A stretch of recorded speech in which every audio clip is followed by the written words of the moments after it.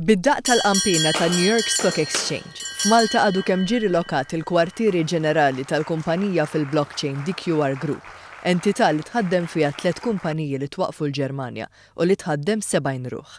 65% tal-ħaddiema huma Maltin u fil-futur qrib mistennija li tħaddem total ta' 200 ħaddiem.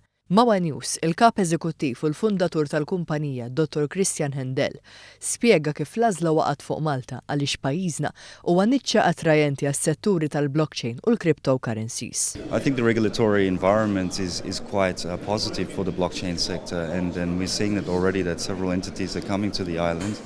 I think also the openness for dialogue really helps a lot of businesses to come to this island and set up. I also think that the island has the optimal temperature conditions for any kind of business and very welcoming people. So I think in the upcoming years we will see an enormous growth in this sector, and we would love to be there from the beginning to witness that ourselves. DQR hija kumpanija li toffri servizzi holistiċi f'dak kollu li għandu x'jaqsam mal-blockchain permezz ta' riċerka u edukazzjoni. Din il-kumpanija qed taspira li trawwem lil pubbliku dwar il-benefiċċji li ġib magħha l-industrija tal-blockchain.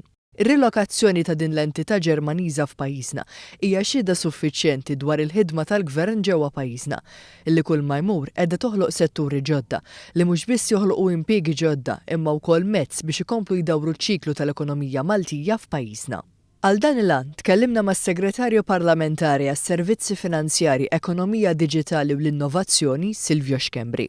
Din l-industrija tkun qiegħda tkompli tiddiversifika l-ekonomija ta' Malta. Ġifieri l-ekonomija ta' Malta nafu li bħalissa hija b'mod prinċipali mibnija fuq b'sejt 4 pilastri b'mosthom partikolari s-servizzi finanzjarji u s-settur tal-gaming, u allura issa biex indaħlu din it-teknoloġija dan il-pilar ġdid fl-ekonomija ta' Malta ħankunu qegħdin noħolqu ekosistema li tagħti iktar minn raġuni waħda għalfejn il-kumpaniji operaw minn hawn Malta.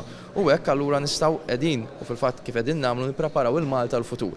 Malta future proof bil-blockchain island. Fis-snin li ġejjin, Malta ser tkun iċ-ċentru ewlieni tal-ekosistema tal-blockchain u għal dan il-għan DQR Group hija kommessa li tkompli tkabbar l-operat tagħha f'pajjiżna filwaqt li tiżviluppa f'numru ta' setturi oħra li jinkludu crypto banking, crypto insurance, gaming, kif ukoll proprjetà.